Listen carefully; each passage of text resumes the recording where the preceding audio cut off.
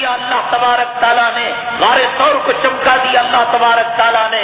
جو آپ کے خون جس کے اندر دوڑ رہا ہو، جس حسن میں، حسین میں، فاطمہ میں، اور جو آپ کے ہم کلام ہو، ہم مشرب ہو، اور ہم گھر ہو، ہم بیت ہو، آپ کی ازواج مطہرات جو مسلمانوں کی مائیں ہیں، ان کا مقام اللہ تبارک تعالیٰ نے کتنا اونچا کیا ہوگا اور ان کا درجہ کتنا اونچا کیا ہوگا. اللہ تبارک تعالیٰ قیامت تک کے آنے والی نسل انسانی کی عورتوں میں کہا یہ قتیجہ ہیں جو رسول اللہ صلی اللہ علیہ وسلم کی زوجیت میں آ سکتی ہیں، یہ عائشہ ہیں جو رسول اللہ صلی اللہ علیہ وسلم کی زوجیت میں آ سکتی ہیں، یہ زینب ہے، یہ ام کلثوم ہے، یہ ام ہانی ہے، یہ فلاں ہے، یہ فلاں ہے، جو آپ کی رشتہ داری کے اندر آ سکتے ہیں. یہ طیب ہیں، طاہر ہیں، ابراہیم ہیں جو آپ کے لڑکے بن سکتے ہیں، یہ فاطمہ ہیں جو آپ کی صاحبزادی بن سکتی ہیں، یہ حسن ہیں، یہ حسین ہیں. یہ اللہ تعالیٰ نے ان کو منتخب فرمایا. اللہ تبارک تعالیٰ نے ان کے بارے میں فرمایا لیذھب عنکم الرجس اہل البیت ویطہرکم تطہیرا. اللہ تعالیٰ نے ان کو پاک کیا اور ان کی نجاست اور ان کی گندگی کو اللہ تبارک تعالیٰ نے دور کیا.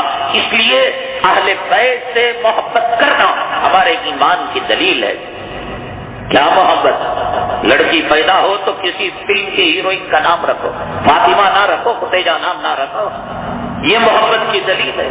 لڑکا پیدا ہو، دکان بناؤ، کارخانہ لگاؤ تو فلم میں کام کرنے والے ہجڑے، شراب پینے والے اور حرام کھانے والوں کے نام پر اپنے کارخانوں کا نام چمکاؤ، یہ محبت کی دلیل ہے.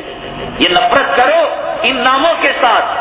اپنا آئیڈیل بناؤ امریکہ کو، برطانیہ کو، خنزیر کا گوشت کھانے والوں کو اور سفید چمڑی والوں کو، ناچنے والوں کو، کلبوں میں جانے والیوں کو اپنا آئیڈیل بناؤ، یہ محبت کی دلیل ہے. ارے ضرور کیا پڑھتے ہو؟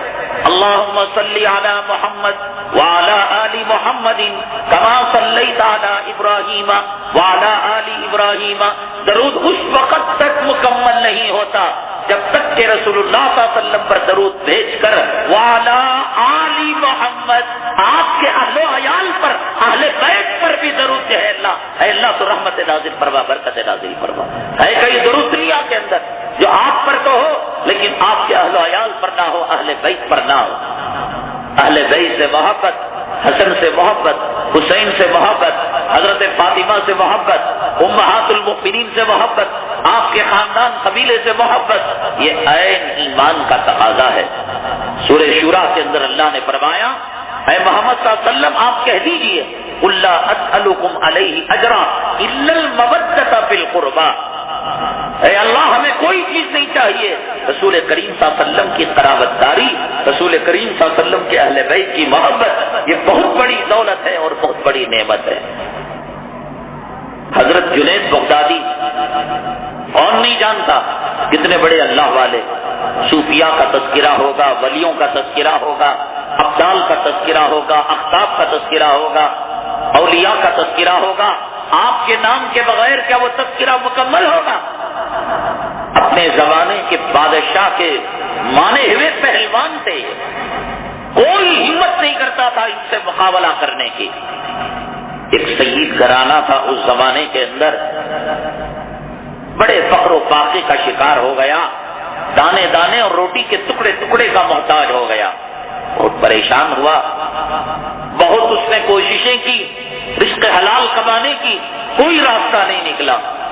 آخر کار اس کے دل کے اندر ایک پلان آیا، ایک منصوبہ آیا. وہ پلان یہ آیا کہ بادشاہ نے اعلان کر رکھا ہے کہ اس کا درباری جو پہلوان جنید ہے بغداد کا رہنے والا، اگر کوئی اس کو شکست دے دے گا تو منہ مانگا انعام دیا جائے گا. اب یہ نکل گئے اور للکارا کہ بادشاہ جہاں بنا لاؤ تمہارے پہلوان کو، آؤ اتارو میدان کے اندر، دیکھ لیں گے کس کے اندر کتنے مرد کے جوہر ہیں، پہلوانی کے اوصاف کس کے اندر کتنے ہیں. بادشاہ نے کہا یہ منہ اور مسور کی دال تم لڑ پاؤ گے، مقابلہ کر پاؤ گے؟ بادشاہ لڑا کر تو دیکھو، کون جیتتا ہے کون ہارتا ہے، یہ کشتی فیصلہ کرے گی، مقابلہ فیصلہ کرے گا.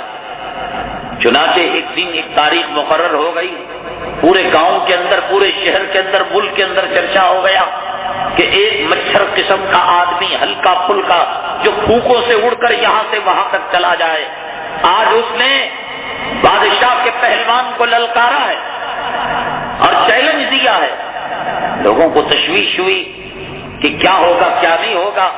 اگر اس نے چیلنج دیا ہے، للکارا ہے، ہو سکتا ہے کوئی راز ہو۔ بڑی بھیڑ لگ گئی۔ بادشاہ چھوٹے موٹے مقابلوں میں نہیں آتا تھا، فائنل مقابلوں میں آتا تھا، لیکن اس مقابلے کے اندر شروع سے آخر تک آ کر براجمان ہو کر بیٹھ گیا۔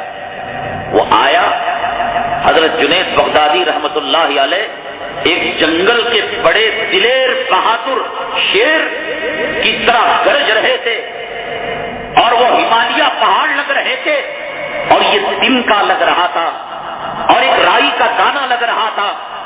کہاں رائی اور کہاں پروت، کہاں پہاڑ اور کہاں رائی کا دانہ۔ حضرت جنید بغدادی رحمت اللہ علیہ ایک دانے ہاتھ میں اسے لے کر اس کی پسلیاں پیس کر رکھ دیتے، چکنا چور کر کے رکھ دیتے، ہاتھ میں اٹھا کر پھونک مارتے، وہ کہیں دور جا کر پڑ جاتا۔ مقابلہ شروع ہونے والا تھا تو دونوں پہلوانوں کے گلے ملائے جاتے ہیں۔ پہلوانوں کے گلے جو ملائے گئے تو وہ سید اور سادات جو فقر و باقی کا شکار تھا، اس نے کان کے اندر ایک بات کہی، اے جنید، اللہ کے لیے آج آل رسول کی لاج رکھ لو۔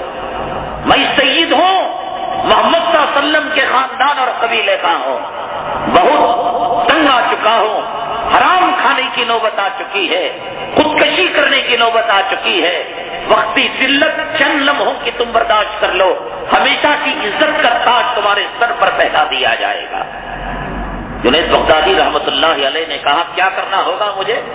کہا کہ صرف یہ کرنا ہوگا کہ تم میرے ساتھ کشتی میں ہار جاؤ، اور دیکھو خبردار میں سید ہوں، میری بے حرمتی میری بے عزتی سے اللہ تمہیں تباہ تارات کر سکتا ہے۔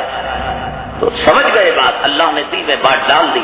حضرت جنید بغدادی رحمت اللہ علیہ جب مقابلہ شروع ہوا تو یہ بھی نہیں کیا کہ اس آدمی کو نیچے لٹا کر اوپر بیٹھ جاتے، کہا کہ یہ سید خاندان کا آدمی ہے، یہ نیچے ہو میں اوپر ہوں، یہ بے عزتی کی بات ہے، یہ بے حرمتی کی بات ہے۔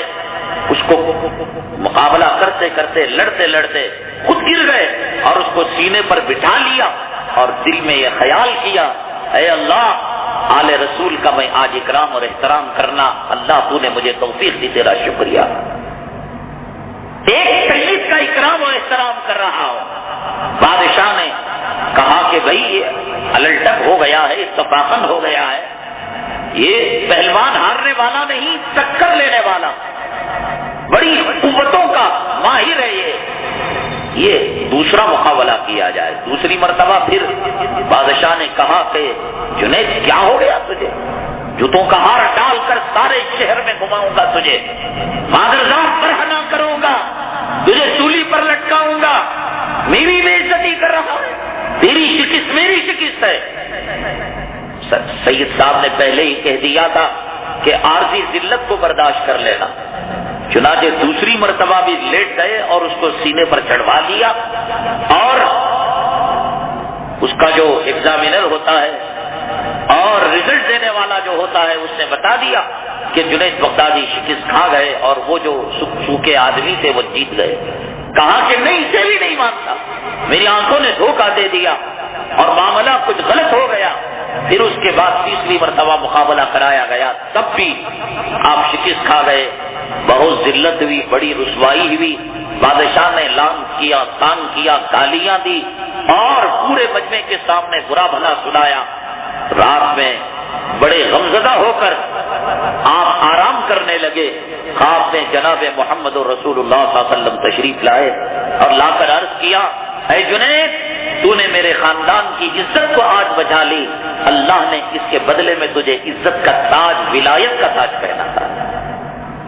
اس طریقے سے راتوں رات جنید بغدادی جو بادشاہ کے دربار کے ایک عیاش پہلوان سے دنیا کی ہر قسم کی عیاشی کی، شراب کی، شباب کی، کباب کی سہولتیں تھی، اللہ کے حبیب پاک صلی اللہ علیہ وسلم کے آل و عیال اور آپ کے اہل بیت کا اللہ نے کتنا مقام اونچا کیا ہے، کتنا درجہ اونچا کیا ہے کہ اللہ تبارک تعالیٰ نے ایک سید کے اکرام اور احترام میں ان کے مقدر کو بدل دیا، اور راتوں رات اللہ تبارک تعالیٰ نے ان کے سر پر ولایت اور قطبیت اور افضالیت کا تاج ان کے اوپر پہنا دیا۔ آج ساری دنیا کے اندر جب جنید بغدادی کا نام آئے گا تو رحمت اللہ علیہ ضرور نکلے گا، ولایت کا تذکرہ ہوگا، تصوف کا تذکرہ ہوگا، قطبیت کا تذکرہ ہوگا، اللہ کے اولیاء کا تذکرہ ہوگا، تو حضرت جنید بغدادی رحمت اللہ علیہ کا نام آئے گا۔ یہ